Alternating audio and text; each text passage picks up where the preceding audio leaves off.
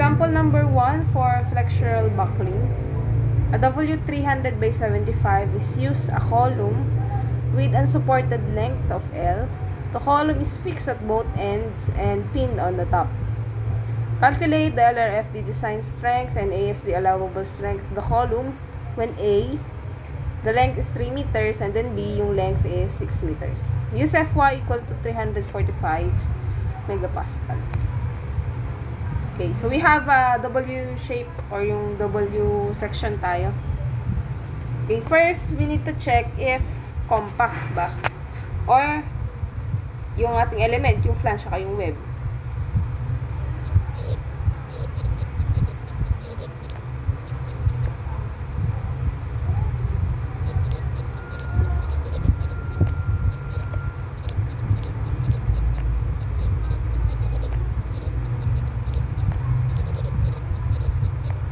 Okay, drawing natin dito yung I shape natin.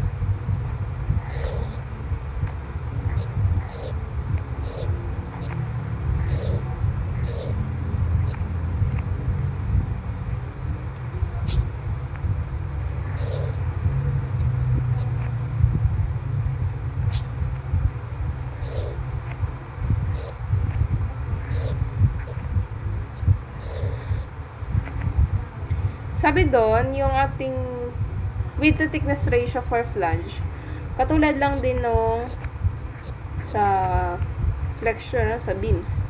Ito yung B. Ito naman yung thickness ng unstiffened element. Okay, yung parang naka-overhang na element. Check natin yung stiffened.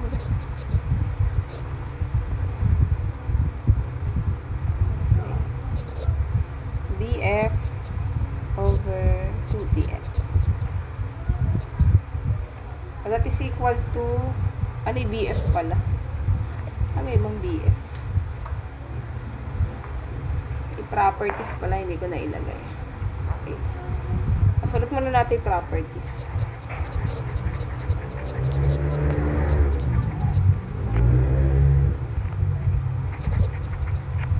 Area 9,420,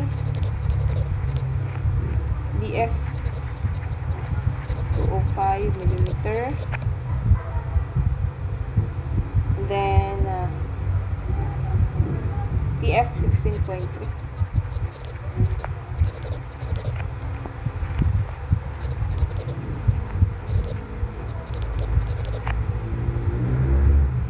Then D is 310. RY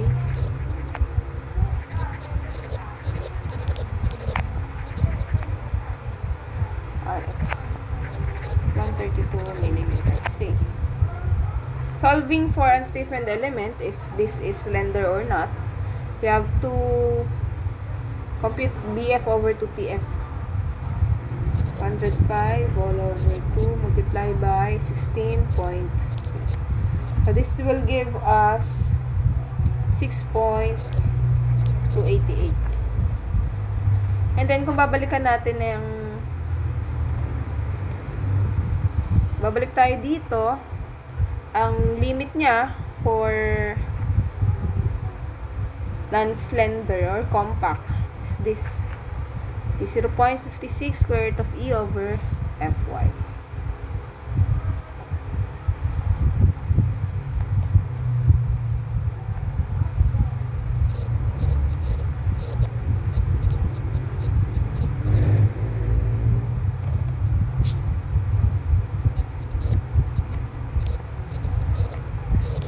We know the value of E, that is 200,000 megapascal. And then, Fy natin daw ay 345. Okay, this will give us 13.48.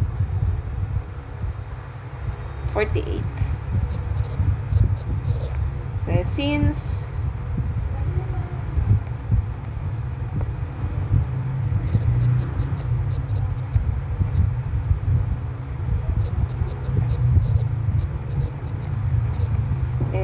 less than 0.56 square root of E over Fy. Okay, therefore, non-slender. Okay, check naman natin yung stiffened. So, yung check naman natin for stiffened, itong web. Okay, check natin yung ating formula dito.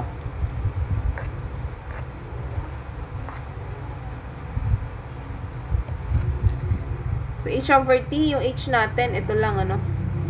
So, parang ano siya, d minus 2tf. df. Thickness ng flange. Okay. So, limiting value natin yung 1.49 square root of e over fy.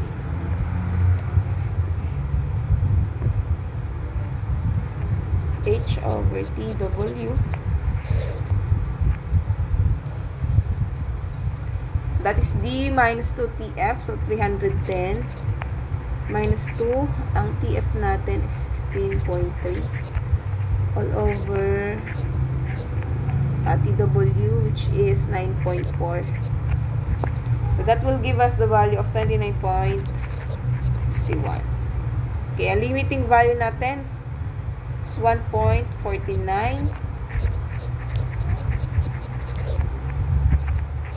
1.49 square root of E is 200,000 megapascal. Fy is 345. So this is equal to 35.88. Then since H over TW is less than 1.49 square root of E over Fy, therefore non-slender. Okay. So, kung non-slender siya parehas, wala tayong stiffened element. So, Q is equal to 1.0. So, if Q is 1.0, we can proceed to this formula. Okay, dito. Check natin ngayon sa KL over R. Again, limiting value natin, si 4.71 square root of E over Fy. You can also check yung Fe. Okay, for this time, we will use this one, ano, si KL over R.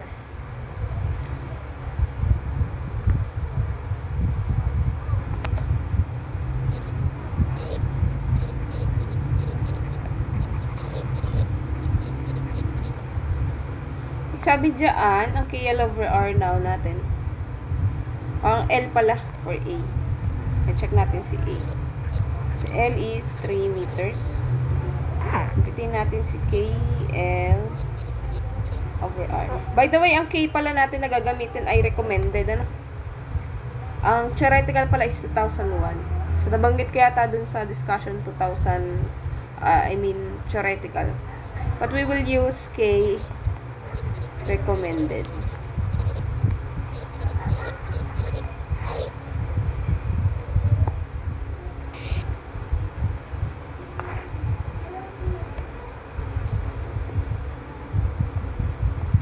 We have, ano daw, the column is fixed at bottom and pinned on top.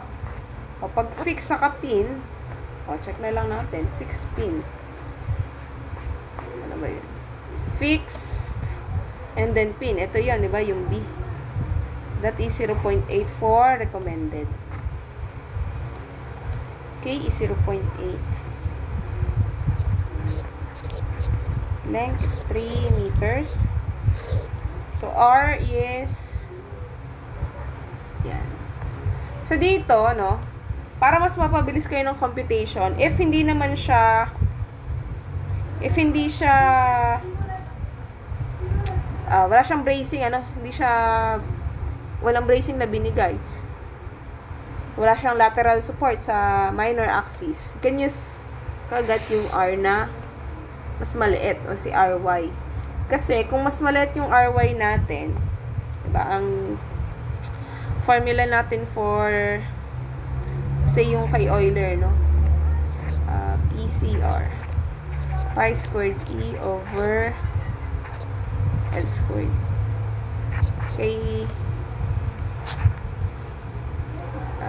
KL over R, ano? Pi squared E, ay, yung F na lang pala. KL over R squared. Ayan. If yung KL over R natin ay mataas, no? Pag malaki yung KL over R natin, yung FCR natin bababa. So, ang kinukuha natin, di ba, na stress ay lagi yung smaller value. So, kailangan natin si KL over R na mag-govern is si larger KL over R.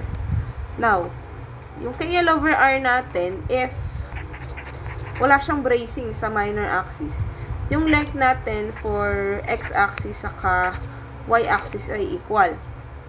So, mag-aano na lang siya. Dito na lang siya titingin sa radius of gyration sa R. Kung mas maliit yung R natin, at ito ay nasa denominator, no?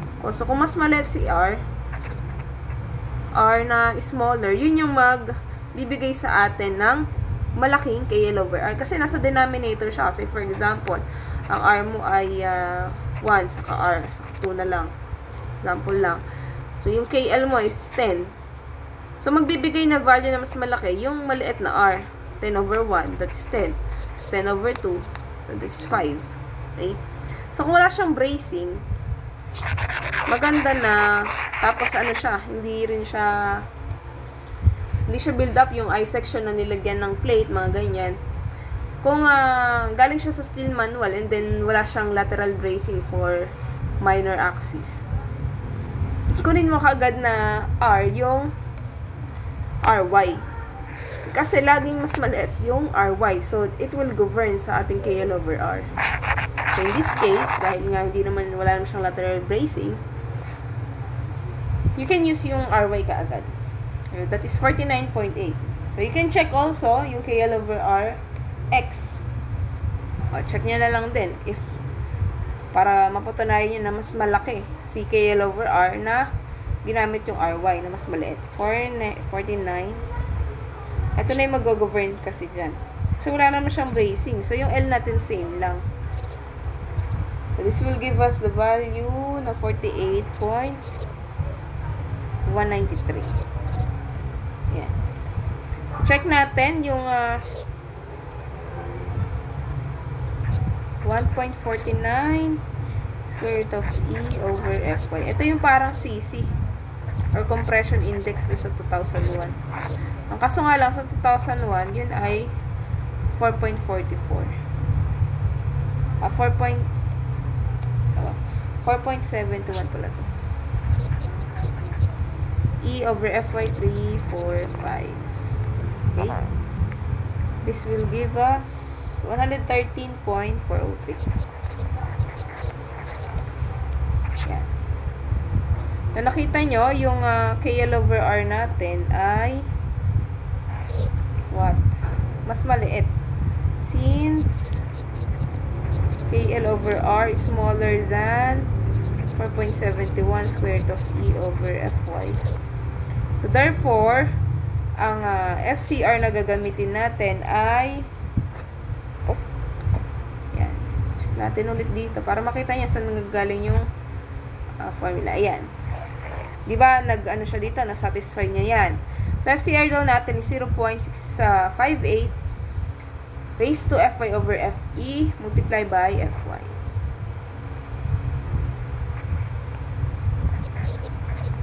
$658.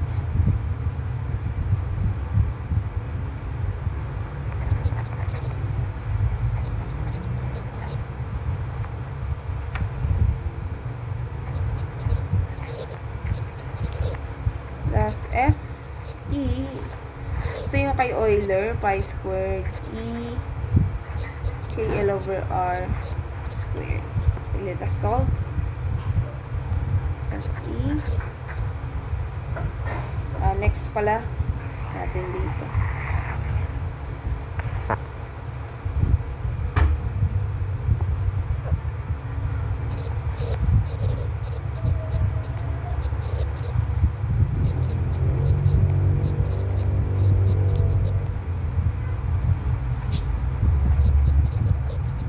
Solve for critical stress kasi alam na natin yung formula na gagamitin natin. Fe now pi squared E KL over R is 48.193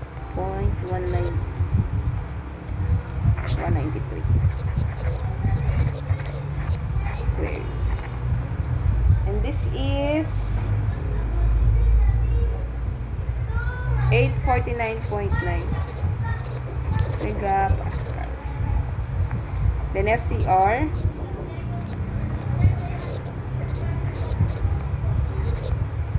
FY is 345.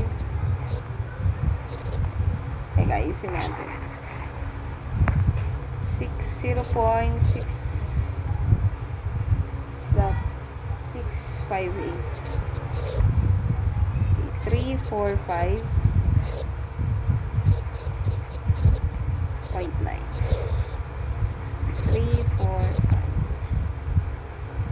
Yan, galing yan dito. And then, this will yield to 291.09 megapascal. So, ito ngayon yung critical stress. That is also equal to stress is equal to P over A. So, if we're going to get yung ating P, that is F, CR multiplied by A. Have 291.09. This is megapascal. Multiply natin ng area. So, what is the area? 9,420 millimeters square. Okay. So, for our P, that is 2,742. This is in kilo newton. Ito yung nominal ngayon. Okay, nominal. So, if we're going to get yung ating ASD and LRFD, allowable, PA is equal to, ano yan, PN over omega. Wherein, si omega is 1.67. Okay, computing this. 2,742, 1.67. So, we will have 1641.9 kilonewton. So, this is for ASD. And then for LRFD. So, PU. So, yung factored load is equal to PN.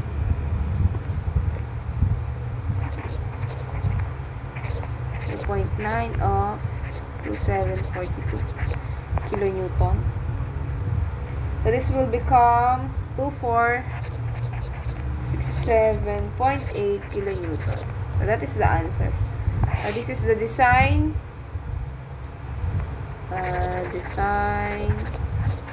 strength. And then, this is the allowable.